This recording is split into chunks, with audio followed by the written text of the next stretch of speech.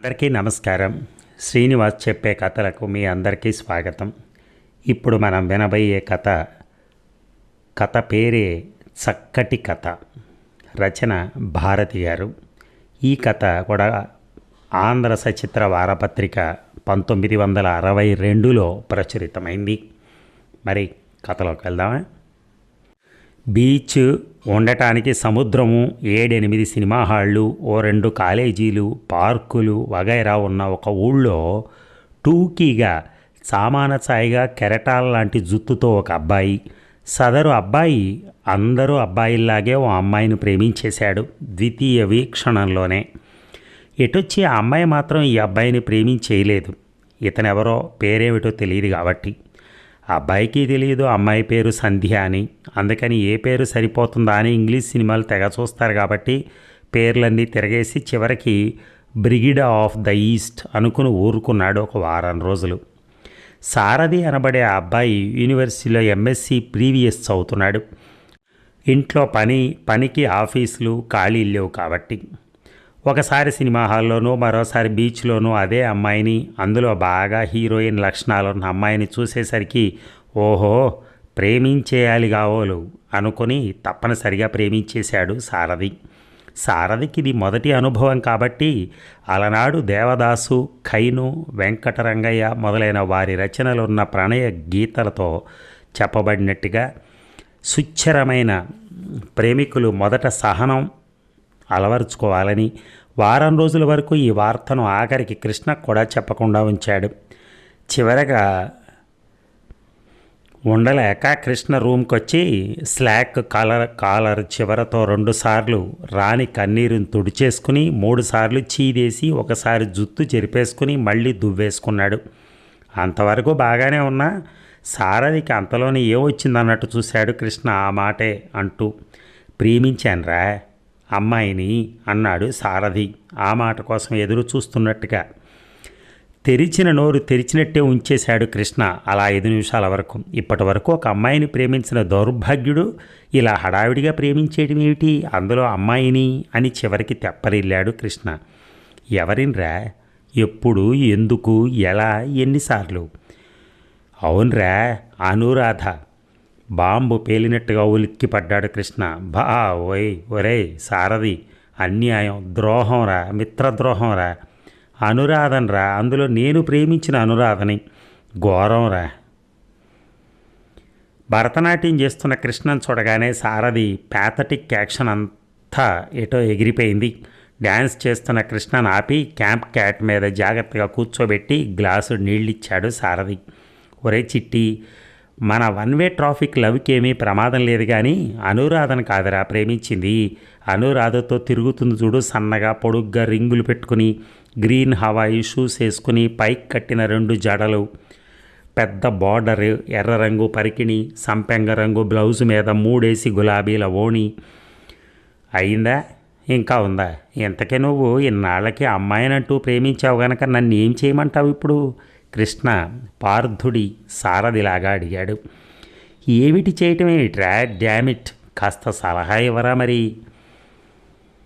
నీ ఏడుపేదో నువ్వు వేడవక మధ్యలో నా గైడెన్స్ ఏమిట్రా బడుద్దాయి? ఏడ్చానురా, ఏడ్చి చివరికి నువ్వు ఇప్పటికి చాలామంది అమ్మాయిలు ప్రేమించి ఏడ్చావు కదా, మంచి ఎక్స్పీరియన్స్ గట్రా ఉన్నవాడివి. అంటే ఏమిటి, సలహా ఇవ్వమంటావు? సరే, ఫీజు బోల్డ్ ఎంత అవుతుంది మరి? ఆ అమ్మాయి తిరిగి నిన్ను ప్రేమించుట గ్యారంటీ ఇవ్వబడును. Thank you. సరే, ఇవాళ మీ నాన్నగారికి చెప్తాను, పోయి అమ్మాయిని చూసుకోండి అని. సరే. ఒరే ఆ పని మాత్రం వద్దురోయ్, ముందు నా పని అయిపోద్ది. ఇది రాని సలహా, నీ బోడి సలహా. లేకపోతే నీ మొహానికి ప్రేమ ఏమిట్రా వెదవాయ్.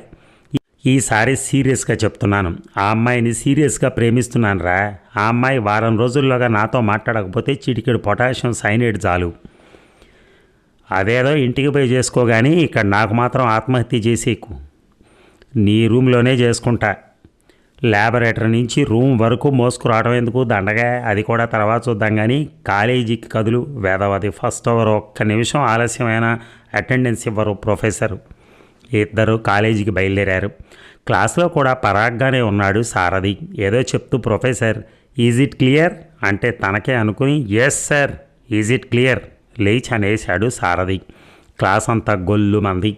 చాలా దూరం వచ్చింది వీడి వ్యవహారం అనుకున్నాడు కృష్ణ క్లాస్లో వాడి వాలకం అది చూసి. ఒరే, నువ్వు నిజంగా ప్రేమిస్తున్నావట్రా అని అడిగాడు కృష్ణ సారథిని మర్నాడు. నీ తోడురా, నీ 55వ ప్రేమించిన అమ్మాయి మీద ఒట్టురా. అయితే ఓ పని చెప్తా, చేస్తావా? ఏమిటి? సీరియస్గా ఒక ఉత్తరం రాసేయి. అచ్చ బాబోయ్, ఇంకేమైనా ఉందా? ఇంతకుముందు వాళ్ళ కాలేజీలో ఎవడో ఈ పని చేస్తే దేహశుద్ధి చేయించేసింది. నీ గొప్ప చిక్కే తెచ్చిపెట్టావు కదరా. మొదట నువ్వెవరో ఆ అమ్మాయికి తెలియాలరా. నువ్వు ఒక పెద్ద నటుడు అని, ఆ తర్వాత ఓ రచయితవని గట్రా తెలియాలి. గొప్ప ఐడియారా. ఈ దెబ్బతో ఆ రింగుల అమ్మాయి నిన్ను లవ్ చేసి పారేస్తుంది, నువ్వు వద్దన్నా సరే. ఏమిట్రా అది? మరి మొదట మనం ఒప్పందం చేసుకున్న ఫీజు. అబ్బా, వెదవ సస్పెన్స్తో చంపక అసలు అదేమిటో అఘోరించరా. అబ్బే, అదేం లాభం లేదు. ముందు క్యాంటీన్కి పదా. నీతో ఒక చావు కాదురా కిష్టిగా. ఇద్దరు క్యాంటీన్కి దారి తీశారు. అక్కడ ₹2కి 12 తక్కువగా బిల్లు చెల్లించుకొచ్చాక తాపీగా సంగతి బయటపెట్టాడు కృష్ణ. ఇద్దరు ఆ అమ్మాయి ప్రస్తుతం చదువుతున్న కాలేజీ ముసలి విద్యార్థులే కాబట్టి ఓల్డ్ బాయ్స్ అసోసియేషన్ తరపున ఒక డ్రామా వేసి అందులో సారథికి ప్రైజ్ కొట్టుకొచ్చే పోర్షన్ తీసుకుని తెగ షైన్ అయిపోవచ్చు అన్నాడు. మొదట అంతా విని ఎగిరి గంతేసి చివరికి చప్పగా చల్లారిపోయాడు సారథి. ఓస్, నాటకంలో ప్రైజు వచ్చిన వాళ్ళందరినీ ప్రేమిస్తూ కూర్చుంటుందనుకుంటున్నావేమిట్రా అమ్మాయి? యారా, నీ బుర్ర ఈ మధ్యన ఇంత ఒట్టిపోయిందేమిట్రా? అబ్బా, అది కాదురా. అలా సాధ్యమైనంత వరకు ఆ అమ్మాయి దృష్టిని ఆకర్షించాలరా బాబు. సరే, ఓకే. నాటకం నాడు తెర సందులోంచి ఆ అమ్మాయిని చూపించాడు సారథి కృష్ణకి. కానీ ఈ మధ్య ఎవడో బుర్రలేని వెధవాయి బుర్ర అడ్డుగా పెట్టడం వల్ల కనిపించలా. తర్వాత నోట్లో గొలుసు పెట్టుకుని నవ్వులు, తలలో రిబ్బన్లు, పువ్వులతో సహా ఫుల్ బ్లూలో తయారైన అమ్మాయిని చూపించాడు. ఒక్కసారి పెంకులు రాలినట్టు పెళపెళ నవ్వేసి సారథి వీపు చిట్లగొట్టేశాడు కృష్ణ. తర్వాత చెప్తాను అన్నాడు మళ్ళీ సారథి ఏం అడగకుండానే. నాటకంలో నటిస్తున్నంతసేపు అటే దృష్టి సారథికి. మధ్య ఎవరో చిన్నమ్మాయి పిలిస్తే ఎటో కాసేపు వెళ్ళి మళ్ళీ తిరిగి వచ్చేసింది.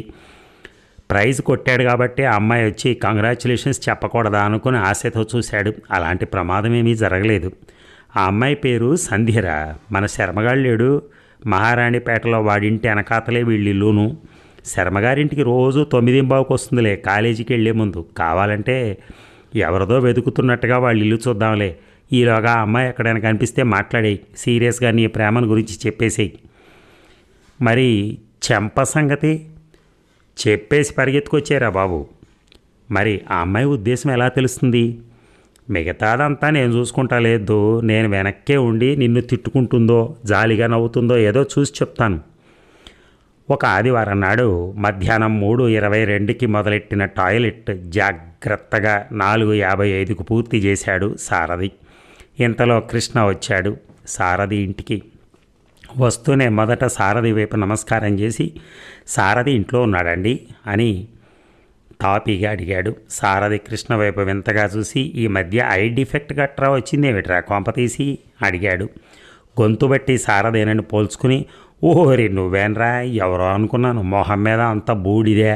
నీ పువ్వుల స్లాకు చూసేసరికి అదిట్రా తయారయ్యే విధానం. చచ్చా, ఆ స్లాక్ విప్పేయి, శుభ్రంగా ఫుల్ వైట్లో తయారవ్వు. మొహం మీద అంత పౌడర్ కూడా తుడిచేయి. కావాలంటే లోషన్ పట్టించు. 10వ 12వ వెంట్రుకలు లవ్ లాక్లాగా ముందుకు లాగి. కృష్ణ డైరెక్షన్లో తయారయ్యేసరికి మరో అరగంట పట్టింది. ఇద్దరూ బీచ్కి బయలుదేరేసరికి. ఒరే, గుండె కొట్టుకుంటోందిరా, నీరస పడిపోతూ అన్నాడు సారథి బీచ్ దగ్గరికి వెళ్తుంటే. సో నువ్వు ఇంకా బ్రతికే ఉన్నావన్నమాట. గుండె వారికే కొట్టుకోను. ఇలాంటి విట్లు 1-2 చెప్పకూడదు. ఆ అమ్మాయి దగ్గర చేస్తాను అన్నాడు. ముందు మాట్లాడుదు చూద్దాం. ఏంట్రా అంత పిరికిబడి అనుకున్నావురా అంటూనే అల్లంత దూరాన సంధ్య అనురాధ కనిపించేసరికి చప్పబడిపోయాడు. ఓరే కిష్టిగా, మాట్లాడలేనురా, భయం వేస్తుందిరా. నీ మొహం, శర్మగాడికి మెల్లగా ఇస్త్రీ కొట్టి సంధ్య ఫోటో ఒకటి సంపాదిస్తా కానీ సంధ్యా వందనం చేస్తూ కూర్చో. కృష్ణ, నా ప్రణయ రథసారథి, ఆ పనేదో చేయకూడదు, నీకు పుణ్యం ఉంటుంది.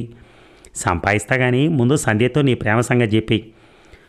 అంటే వెళ్ళక తప్పదంటావు అంటాను. సరే, ఇద్దరూ విడిపోయారు అక్కడ. సారథి వణుకుతున్న కాళ్ళతో మెల్లగా వారిద్దరిని చేరి గొంతు సవరించుకుని ఏమండి అన్నాడు. గొంతులోంచి శబ్దం రాలేదు, గాలి తప్ప. మళ్ళీ ధైర్యంగా ఏమండి అన్నాడు. వెనక్కి తిరిగి చూశారు సంధ్య, అనురాధ. అంతే, దాంతో పరుగుచ్చుకున్నాడు. ఇక అంతా చెప్పేశాను అనుకుని. మిల్కా సింగ్ గడ్డం తీయించేసి ఇక్కడ పరుగు ప్రాక్టీస్ చేస్తున్నాడేమిటి అంది వింతగా గడ్డానికి చూపుడు వేలానిస్తూ సంధ్య. కృష్ణ ఈ మాటల్ని విని వాడు వెనక్క పరిగెత్తుకెళ్ళి వాడి కాలర పట్టుకుని ఆపాడు. చెప్పేశాను రా అన్నాడు సారథి అలసిపోతూ. నోరుముయి వెదవాయ్, ఏమండి అని పిలవగానే మాట్లాడేసినట్టేనేరా. నీ పరుగు హడావిడి చూసి మిల్కా సింగ్, కృపాల్ సింగ్ గట్రానికి ఆకలేసింది. లాభం లేదురా అబ్బాయి, ప్రేమను విత్డ్రా చేసుకో, ఫోటో కూడా దండగరా. ఒరేయ్, ఇవి కాళ్ళు కావు, చేతులు అనుకోరా. ఇది తప్పించి నువ్వేది చేయమన్నా సరే చేస్తా. ఏది నీకు అంత ధైర్యం లేదురా. ఆ అమ్మాయిని చూసేసరికి హడలు పట్టుకుంటే ఏం చేయమంటావురా? పోనీ బ్రిగిడాకు ఉత్తరం రాయమంటాను. రాయాలా మరి? రాయాలి మరి. సరే, ఇద్దరు తంటాలబడి ఒక ఉత్తరం లాంటిది తయారు చేశారు. దాన్ని సారథి చేతికిస్తే వారం రోజులైనా పోస్ట్ చేయలే. చివరికి లాభం లేదని కృష్ణ ఆ ఉత్తరాన్ని తీసుకుని పోస్ట్ చేసేశాడు. ఇక అక్కడి నుంచి రోజుకి 55 సార్లు ఉత్తరానికి జవాబు లేదేరా అని బావురుమంటం మొదలెట్టాడు. మళ్ళీ సంధ్య అల్లంత దూరం కనిపిస్తే చాలు చెంపకి చేయడ్డం పెట్టుకుని మరీ తప్పించుకునేవాడు. 2 రోజుల తర్వాత కృష్ణ హడావిడిగా వచ్చేసి శర్మ అందించిన పిడుగు లాంటి వార్త ఒకటి సారథి చెవిలో పడేశాడు. వీళ్ళు పోస్ట్ చేసిన ఉత్తరం తిన్నగా పోయి అమ్మాయి నాన్న చేతిలో పడిందట. అది పట్టుకుని సారథి కోసం బుర్రమీసాలు గట్రా పెద్ద సరంజామాతో ఊరంతా వెతికేస్తున్నట్ట. దాంతో హడలు పుట్టుకొచ్చింది సారథికి. ఎలారా మరి ఏం చేయటం? ఆలోచించి చెప్తా ఏం చేయటమో. ఈలోగా డిఫెన్స్ ఆడుతూ ఉండు. కృష్ణ సారథిని అంత ఆపద నుంచి ఎలా రక్షించటమా అని సముద్రంలోకి చూస్తూ ఆలోచిస్తున్నంతలో అల్లంత దూరాన సంధ్య, సారథి కులాసాగా ఏవో కబుర్లు చెప్పుకుంటూ నవ్వుకుంటూ కనిపించారు. వాళ్ళని డిస్టర్బ్ చేయలేక, సస్పెన్స్ భరించలేక మర్నాటి వరకు గడిపాడు కృష్ణ. అసలు సంగతి ఏమిటో చెప్పే ముందు సారథి ఫీజు గట్రా రద్దు చేయించుకుని దాన్ని చిన్న సైజు పార్టీ కిందకి మార్పించి అసలు సంగతి బయటపెట్టాడు. తను రాసిన ఉత్తరం సంధ్యకు సురక్షితంగా చేరినట్టు, ఎటొచ్చి ఆ అమ్మాయి రాసిన ఉత్తరం వాళ్ళ నాన్నగారి చేతిలో పడినట్టు, అది సంధ్య తను రాసిన కథలోని ఉత్తరమని కోసినట్టు, బ్రిగిడ్ ఆ ఫాదర్కి సారథి ఒక రచయితని తెలియటం చేత, అలాగే సారథి నాన్నగారికి మీసాలైన కాఫీ స్నేహితుడు కుమారి రత్నం రాసిన కథలోని పార్టు చూపించడానికని సారథి కోసం వెతుకుతూ ఉంటే శర్మ అదంతా చూసి అపార్థం చేసుకుని కృష్ణను హెచ్చరించినట్టు. కానీ ఇక్కడతో కథ అయిపోయింది. అదండి కథ. ఈ కథలో ఏంటంటే చివరికి అల్టిమేట్లీ వాళ్ళిద్దరు కలిశారు ఏ రకంగానైనా. అంటే అప్పట్లో నిజంగానే, అంటే నా వయసు కూడా ఎక్కువే కదా, అప్పట్లో ఇట్లా ప్రేమలు అంటే ఇలాగే ఉండేవి. చెప్పాలంటే కూడా భయపడిపోయేవాళ్ళం. అలాగే వెనకాల వెళ్ళేవాళ్ళం నేను కూడా.